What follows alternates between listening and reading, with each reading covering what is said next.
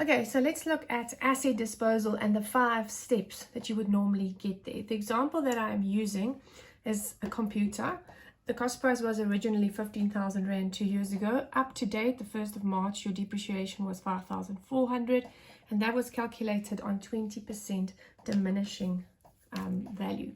So let's say your financial year runs from the 1st of March 2020 to the 28th of February 2021. That's what you're looking at. Now, normally with asset disposal, what happens is you sell these items off or asset somewhere during the year. So this specific one we sold on the 1st of September. So we're going to count from March, April, May, June, July, August. There's another 6 months worth of depreciation that I need to bring into calculation, as that 5,400 was what I did last year, at the end of last year, as my depreciation. So my first step in asset disposal is to calculate the latest depreciation. And that's always less than 12 months, or not always, most of the time. 9 months, 8 months, whatever it is, in this instance, 6 months. So I want to show you actually the calculation. So let's take our 15,000 Rand minus the 5,400, which was my accumulated depreciation. It's 20% and it's another 6 months old. So that comes to 960 Rand. If I do that on my calculator. Okay, now the entry for this one is straightforward. It's your normal GJ when you are doing depreciation. So depreciation is an expense and you will debit it, and accumulated depreciation will have a little entry on the 1st of September of 960. Why on the credit side? Because accumulated depreciation is a negative asset. So that's fairly straightforward. From step 2, you are basically jumping into the asset disposal. You're going to use the account called asset disposal for all of them from step 2 through to 5. So now you're going to remove the cost price. What does it mean when you have to remove the cost price? Well, if you normally look at equipment, the balance sits on the left-hand side, sorry.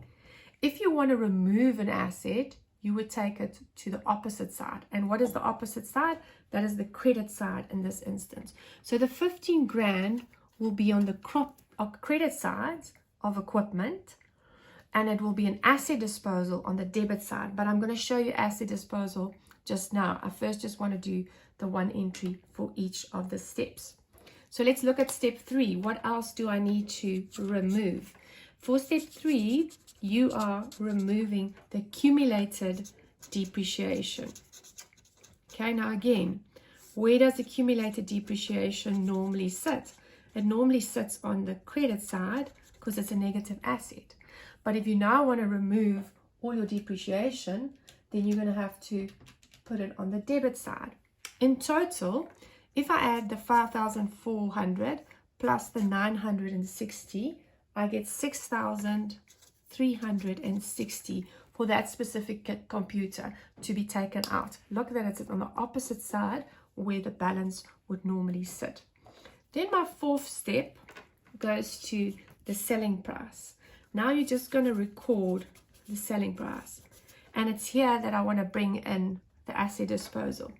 But before I do that, there's 3 kinds of ways that you can sell an item. First of all, cash. So that will bring bank into the picture. Then for a debtor, where you are selling it off to him on credit. Or you trading it in or buying it on credit. This is normally the one they use. Then it will be creditor's control.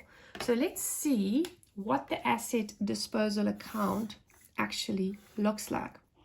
Very important. It is not an asset. It is not an income. It's not an expense, or it can be an income or expense. So the only way you will know debits and credit is by looking at the opposite entry. So for example, we've done the 15,000 already. We entered it here on the credit side.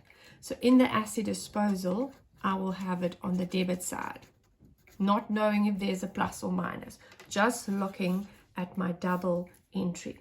Going to accumulated depreciation that we've done already, we know it's sitting here on the left because I'm taking it out. So 6,360 will be in here, and I will write accumulated depreciation on equipment. Don't forget to write the whole thing out. And it's not just 5,4, it's the 5,4 plus the latest depreciation of 960. There's a total number in there. So that's the credit. If you're looking at the selling price, just think of creditors in control. In this instance, because you're giving the guy a car, it will take creditors control down.